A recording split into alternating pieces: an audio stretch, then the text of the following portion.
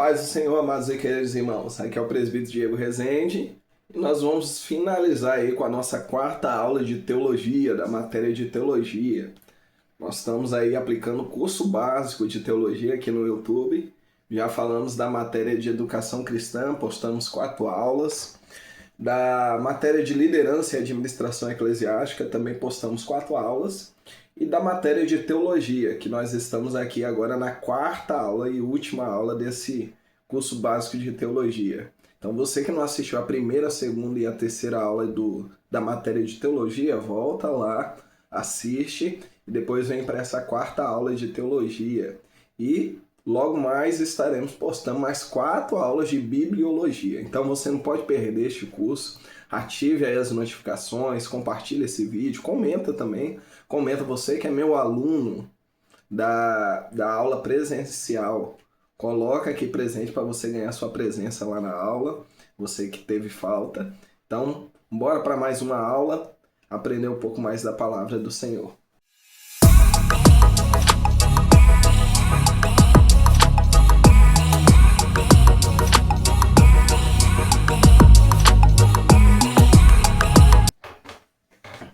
A unidade é a definição da trindade na teologia. Não podemos deixar de acreditar que estudar a Bíblia e compreender a revelação de Deus seja a maior honra e privilégio que recebemos do Senhor. Todavia, existem assuntos que são bastante complexos. Entre esses assuntos, a doutrina da trindade parece ser o mais desafiador. Isso por se tratar de um assunto refutado por várias linhas de teologia.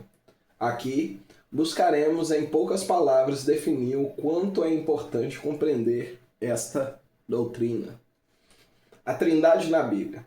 A questão de muitos não aceitarem a doutrina da Trindade é justamente pelo fato de que esta palavra Trindade não se encontra nas Escrituras Sagradas. Destaque que, para melhor compreensão desta doutrina, o estudante deve buscar compreendê-la, realizando para isto estudos cautelosos em que as 3 pessoas da divindade são manifestas. O termo Trindade foi pela primeira vez pronunciado por Tertuliano de Catargo, em meados do século II d.C. O que realmente deve alegrar o coração dos estudantes da Bíblia é o fato de eles saberem que o termo Trindade foi aprovado pelos maiores autoridades das Escrituras, comprovando assim a sua verdadeira harmonia com os relatos e manifestações de Deus. Sendo assim, o Pai, o Filho e o Espírito Santo são 3 pessoas distintas, porém uma única essência. A unidade da Trindade. A relação da unidade da Trindade podemos assim definir que Deus existe em 3 pessoas distintas. O termo Deus é uma forma de compreender a palavra governo. Então, Deus é a palavra, a forma de entender a palavra governo no seu sentido absoluto, soberano e único. A palavra Deus significa deidade. As 3 pessoas que formam esta deidade devem ser conhecidas como divindade. Sendo assim, o Pai, o Filho e o Espírito Santo são 3 divindades que formam uma deidade. O credo de Athanasiano define que este assunto é assim: adoramos um Deus em trindade e a trindade em unidade, sem confundir as pessoas, sem separar sua substância. A prova da trindade. Não são poucos textos bíblicos que nos direcionam para o verdadeiro entendimento do assunto em destaque. A trindade divina implica em dizer que Deus é em essência, porém são 3 pessoas em números distintas uma da outra. Pai é uma pessoa, o Filho é uma pessoa, o Espírito Santo é uma pessoa. A Trindade é uma realidade bíblica que não há como negar esta verdade. Então bora lá. Letra A. Primeiro, o Pai é Deus. Em 1 Coríntios capítulo 8, versículo 6, Paulo declara: todavia para nós há um só Deus, o Pai, de quem tudo é, para quem nós vivemos, e um só Senhor, Jesus Cristo, pelo qual são todas as coisas e nós por ele. O apóstolo Pedro não pensa diferente quando fala de Paulo. eleitos segundo a presciência de Deus Pai, em santificação do Espírito, para a obediência e aspersão do sangue de Jesus Cristo. Graça e paz vos sejam multiplicadas. 1 de Pedro, capítulo 1, versículo 2. Os dois maiores representantes da igreja em Atos dos Apóstolos são harmoniosos em concordarem no assunto de que Pai é Deus. Então Deus, o Pai, ele é Deus. Ele é Deus. A divindade, Pai, faz parte dessa deidade que é Deus. Segundo, o Filho é Deus. Em sua epístola à igreja em Roma, Paulo assim declara: dos quais são os pais e dos quais é Cristo segundo a carne, o qual é sobre todas as coisas Deus bendito eternamente. Amém. Romanos 9:5. Outros textos que Paulo faz apologia pode ser lido e compreendido. Colossenses 2:9, 1 Coríntios 8:6 e Tito 2:13. Outros textos relacionados a essas doutrinas são João capítulo 1, versículo 1, 18, 20, 28, Hebreus 1, 8, Apocalipse 4, 11. Então, o Filho é Deus. E terceiro, o Espírito Santo é Deus. Não há dúvidas que se o Pai é Deus e o Filho é Deus, o Espírito Santo também é Deus. E a Bíblia nos testifica desta verdade quando aceitamos sua revelação. Com todas essas provas, ainda como dizer ou duvidar da deidade do Espírito Santo? Então nós vemos aí que também o Espírito Santo é Deus. Então são três pessoas, três divindades que formam uma deidade. Sei que é muito complexo, nem todos concordam, mas quem concorda com essa doutrina vai concordar com o que os textos bíblicos aí estão mostrando. A doutrina da Trindade é a parte irrefutável das Escrituras. Toda a característica que encontramos no Pai, no Filho, relacionando como Deus. Nos encontramos também no Espírito Santo. Essas três pessoas distintas podemos ser vistas também em 2 Samuel, capítulo 23, versículo 2 ao 3, Isaías 48, 16, 63, do 7 ao 10, tanto na criação dos céus e na terra, no princípio que Deus criou, Elohim, os céus, quanto na formação do homem. Disse Deus, Elohim, façamos o homem à nossa imagem e à nossa semelhança. Essa verdade, quando o termo plural de Deus, Elohim, também pode ser visto em Eclesiastes capítulo 12, versículo 1. Então essa pluralidade aí de Elohim aponta para a Trindade, o Pai, o Filho e o Espírito Santo. E as ordenanças da igreja. Não deveria ser diferente do que foi. Jesus veio humanizado para confirmar as promessas efetuadas na antiga aliança. Com a sua humanização sendo possível pela ação do Espírito Santo, em conformidade com a vontade do Pai, fica mais que óbvio que receberia a melhor e maior confirmação da verdade quanto à doutrina da Trindade, pelo Mestre dos Mestres. Sendo assim, nós limitaremos as três maiores ordenanças de Jesus para a igreja. Primeiro, no batismo. Quando falamos de batismo, logo nos vem à memória uma pessoa entrando em um espaço com água, ser imerso por autoridade eclesiástica. Todavia, o batismo é muito mais que isso. O batismo é uma satisfação que o convertido está dando para a sociedade de que ele é agora uma nova pessoa, além de ser um ato que responde à obediência e uma ordenança do Senhor Jesus Cristo. O batismo é uma maneira de o recém-convertido ter acessibilidade ao corpo de Cristo, que é a igreja. Nesse ato litúrgico, mais uma vez encontramos a declaração da Trindade. Nós vemos lá em Mateus 28, versículo 19 ao 20. No batismo, né? Batizando em nome do Pai, do Filho e do Espírito Santo. Então nós vemos menção aí da Trindade. Segundo aí, na grande comissão. Em relação à grande comissão, entendemos que a ordenança de evangelizar o mundo está em evidência, lembrando que a igreja tem como natureza a missão de evangelizar os que ainda não foram alcançados. Quando a igreja está desenvolvendo o evangelismo, ela está obedecendo à ordenança do Senhor, liderando uma das maiores virtudes de sua natureza, a evangelização. Esta é a forma de ensinar doutrinas de Cristo, quanto à vida do homem, com ou sem a promessa de salvação. Esta é a forma de ensinar que conduzirá ao pecador o ensino sobre a pessoa do Pai, do Filho e do Espírito Santo. Então nós vemos aí essa comissão, a grande comissão da evangelização. Nós vemos aí cumprindo a ordenança aí, o propósito do Pai, a redenção do Filho e a convenção através do Espírito Santo de Deus. Na ministração da bênção apostólica, terceiro aí, é interessante que na ministração, diferente da ministração dos sacerdotes, que poderiam ser interpretados por qualquer membro da comunidade de Israel, esteja limitada somente aos obreiros da casa do Senhor. E só encontramos o apóstolo Paulo fazendo reverência a essa ministração, em 2 Coríntios, capítulo 13, versículo 14, usando as três pessoas da Trindade.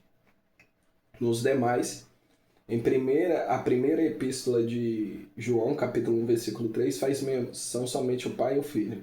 Outras referências quanto a este assunto podem ser vistas em Filipenses 1, 25, Romanos 1, 7, 15, 30, Gálatas 1, 3, 6, 18, 2 Timóteo 4, 22, 1 Coríntios de 1 a 3, 2 Tessalonicenses 1, 2, Filemon 1, 3 e Efésios 1, 2. Então nós vemos aí a ministração da bênção apostólica em 2 Coríntios capítulo 13, versículo 14. Nós vemos aí a ministração que aponta para a Trindade, em nome do Pai, do Filho e do Espírito Santo. Funções ou atividades da Trindade. Já percebemos o quanto é difícil para alguns a definição exata da teologia da Trindade. Esta dificuldade aumenta ainda mais quando o assunto está relacionado à forma distinta de atividade da Trindade. Como compreender essa atividade distinta da Trindade à luz do Novo Testamento? Bem, aprendemos pela Bíblia que a Trindade é uma essência e distinta em número. Todavia, as partes que compõem esta Trindade coexistem por si mesmas e possuem atividade distinta dentro de um propósito singular, redenção do homem. Todavia, a Trindade não age somente em função da redenção do homem, mas também em benefício do povo redimido. Sendo assim, podemos definir aqui algumas das distintas funções de cada uma das partes. Letra A aí, ó. Letra A. A pessoa do Pai teve uma grande atividade de eleger um povo específico para revelar-se ao mundo antigo. Foi através deste povo que ele deu à humanidade a magnífica Escritura Sagrada. Hoje todos os povos da terra podem ter o devido conhecimento quanto ao verdadeiro Deus, pois a Bíblia conduz o homem a esta possibilidade. Segundo, letra B, né? A pessoa do Filho se incumbiu de resgatar todos que foram chamados de povo de Deus. Os que ainda iria lhe servir, mesmo ainda não o tivesse o conhecimento. Isso prova-nos que a salvação não é uma ação acidental, mas sim um plano devidamente elaborado antes do que a palavra do Senhor denomina de queda edênica. Ou seja, bem antes que o homem pecar, Jesus Cristo já estava sendo sacrificado pelos pecados da humanidade. Isso prova a sua presciência. Então, o Filho aí se incumbiu de resgatar, de salvar, o Salvador. Letra C. A pessoa do Espírito Santo aceitou o ministério da convenção do homem. Dessa forma, ele que convence o homem da sua necessidade de convenção, regeneração e santificação. É ele que convence o homem do pecado, da justiça e do juízo. Na verdade, essa parte da participação do Espírito Santo na salvação da humanidade é tão importante quanto o Pai e do Filho. Só tem uma observação a ser feita. Ele convence o homem do pecado. Desde que um homem comete o pecado e não sabe que o pecado é ato cometido, cabe ao Espírito Santo convencê-lo de sua atitude pecaminosa. Mas é quando o homem comete o ato pecaminoso, sabendo que este ato é pecado. Quem convencerá do pecado, se ele já sabe que é pecado? Podemos assim dizer que esta referência à ausência de informação quanto à teologia da Trindade. Não são poucas heresias que se aplicam a esta verdade bíblica. Os conceitos mais conhecidos ou divulgados em relação às heresias relacionados à teologia da Trindade são adocianismo. O fundador dessa escola, se posso assim dizer, foi Teótono de Bizâncio, que foi excomungado pelo Papa São Vítor, 189 a 199 depois de Cristo. Ele afirmava que Jesus Cristo não era nada diferente de qualquer outro homem e que só foi colocado na condição de Filho de Deus após ter recebido o poder de unamis do Espírito Santo. Então, o adocianismo, né? Letra B, segunda heresia aí, segunda fundador dessa escola, se possa assim dizer, foi Noeto de Esmirna, em 199 a 217 depois de Cristo. Pelos seus ensinos, ele declara que a Trindade era uma forma de declarar as distintas maneiras da manifestação de Deus, ou seja, Deus é um, não há qualquer distinção entre pessoas divinas, o Pai e o Filho.